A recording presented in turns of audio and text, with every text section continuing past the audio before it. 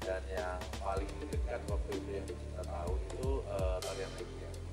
Dan juga stigma tarian lengger di luar itu kan banyak banget yang negatif sebenarnya. Jadi kita mau coba angkat dari perspektif yang berbeda. Dan gimana sih pengen bawa budaya, memperkenalkan budaya supaya anak muda pengen nonton.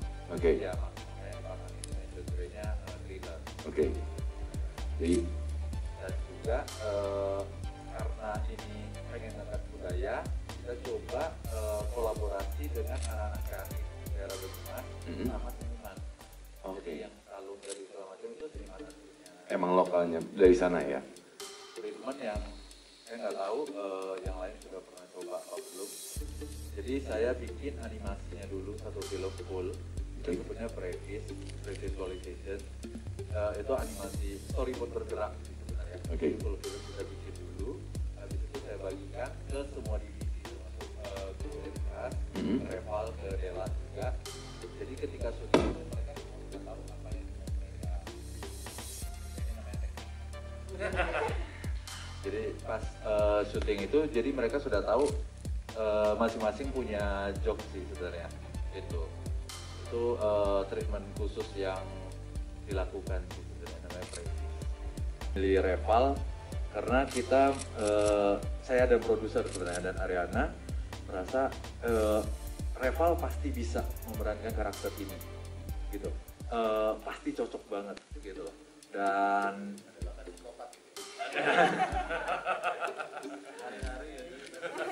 ya, dan juga waktu itu saya sempat baca satu artikel kalau Reval pengen coba ini karakternya, ini karakter, jadi ya udah kalau misalnya dia pengen coba pasti dia akan all out, jadi semuanya pasti dia, dan bener sih ya.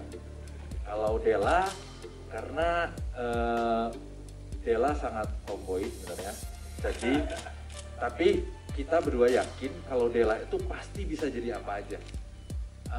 Jadi ya, dan waktu itu saya sempat hadiran satu acara monolog, ada Dela, dia bawa dengan logat bahasa Prancis selama 1,5 jam nggak putus. Saya terkesima sih di sana, gila ini orang talent banget, dan ini pasti bisa, kalau nari cetek lah sama dia gitu. Itu sih.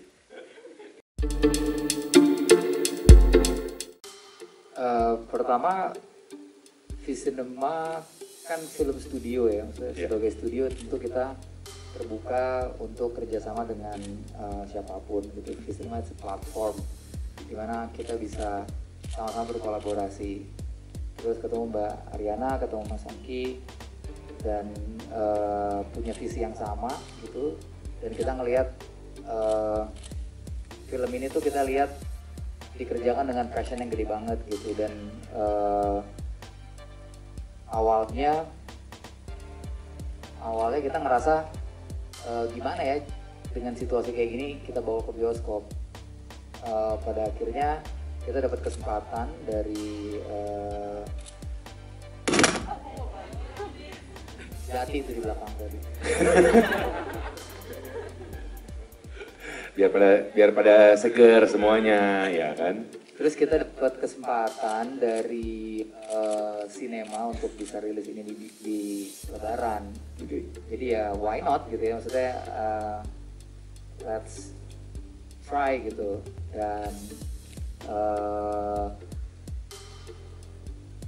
di dua bulan terakhir tim Visinema sama tim Enigma juga kerja keras untuk nge-revamp filmnya supaya lebih punya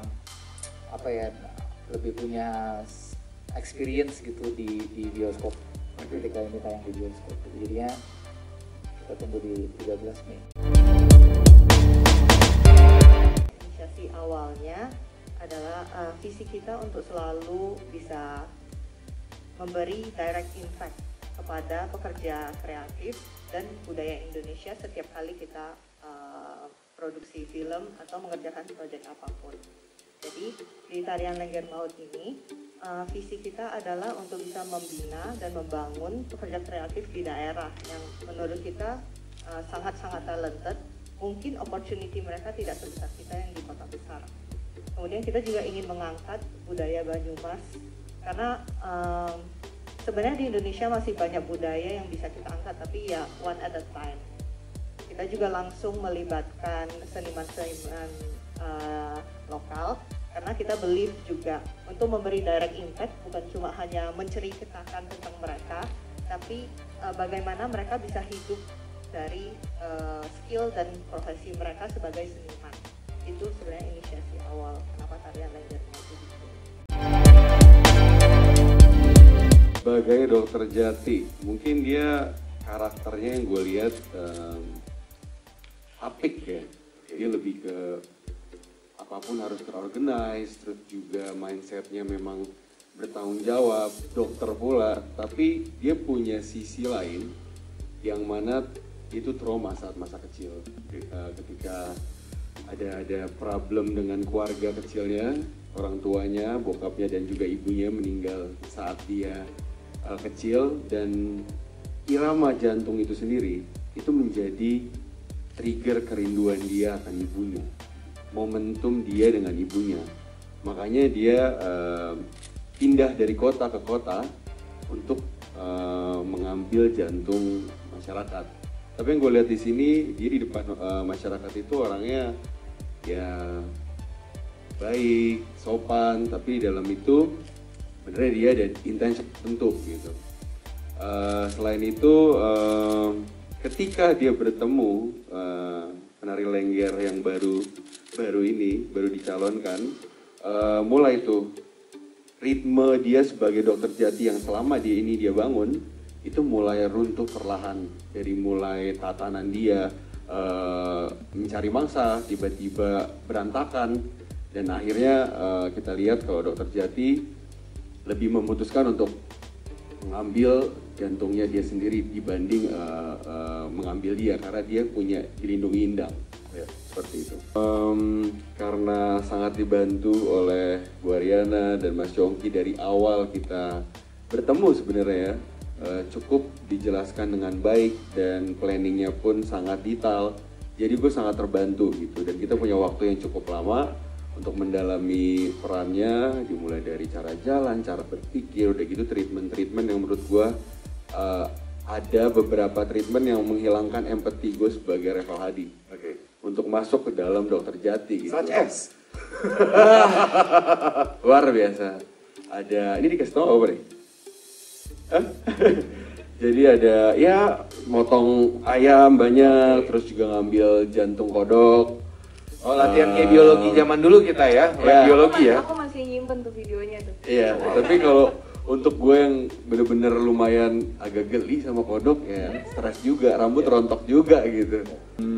Banyak sih momen-momen dimana kita kan syuting di bawah kaki gunung laut ya, kaki gunung Selamat, gunung laut di bawah kaki gunung Selamat, dan itu dingin, dan kita syuting itu startnya tuh malam sampai pagi. Jadi ada banyak banget hal-hal yang mungkin ini juga pengalaman pertama gue ya di genre ini gitu. Jadi suasananya pun beda gitu. Ada beberapa penari dan gue melihat sosok Dela yang gue kenal, dan di set tuh jadi Sukma ya, itu completely different gitu. Bener-bener beda. Jadi gue tense-nya masuk ke momennya juga. Dan ada beberapa saat dimana Mas Yongki gimana pengalamannya, saya ceritain aja nih. Jadi ada di set itu tuh malam-malam ya jam 2:30 ada sosok yang lewat di monitor dan beliau teriak gitu kayak, "Woi, jangan lewat, dia lagi syuting," gitu. Padahal di setnya tidak ada gitu, tapi dia ngelihat dan kita semua diam, terus dia diam juga gitu, dan kayak oke, yuk lanjut gitu. Gak lama dari situ baru penarinya ada kejadian mereka berdua teriak bareng gitu lah. Sebenarnya itu udah apa ya, biasa mungkin ya, karena kan selalu ada seperti itulah di lokasi syuting. Mungkin momen yang paling gue inget itu sih seru-serunya. Di lain momen gue sama Dela yang begitu berat ya. Mungkin ada adegan kepleset gitu pas lagi ngejar-ngejar Dela gitu. Kalau gue sih enggak, gue ngeliat dia emang bener-bener, wah Dela luar biasa sih. Dela bener-bener brilliant. Oke. Sukma, dia tuh seorang yang kompleks banget ya.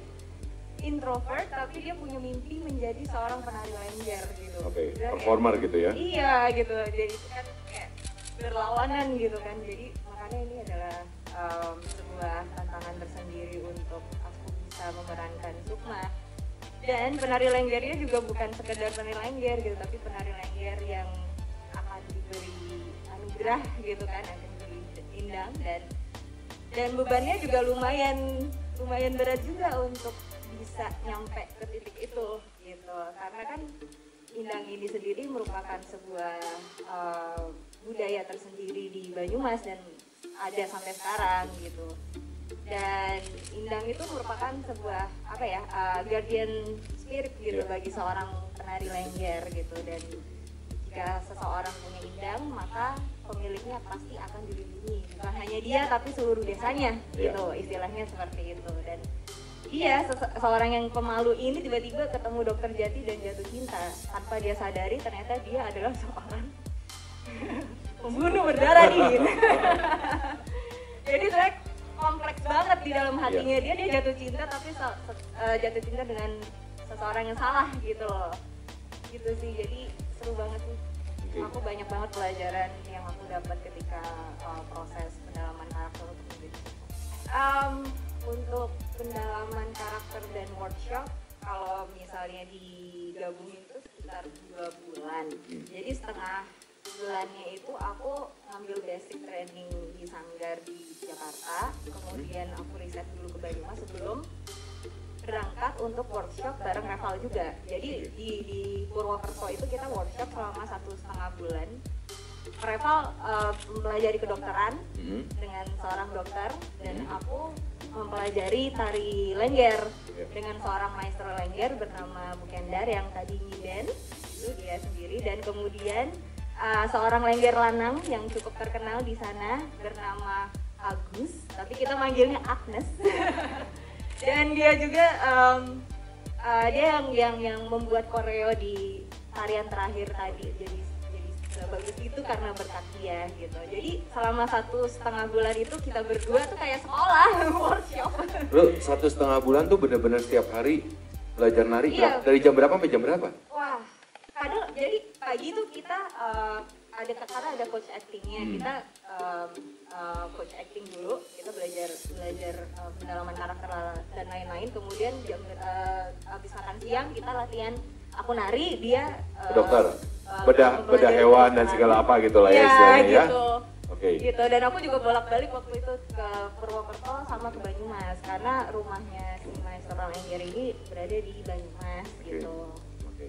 Banyak ya, paling berkesan karena itu pertama karena kan kita berdua, apalagi ya kita berdua tinggal di satu base camp yang sama gitu selama 1,5 bulan plus syuting, berarti 2 bulan tuh lamanya kita bareng-bareng, udah kayak keluarga gitu.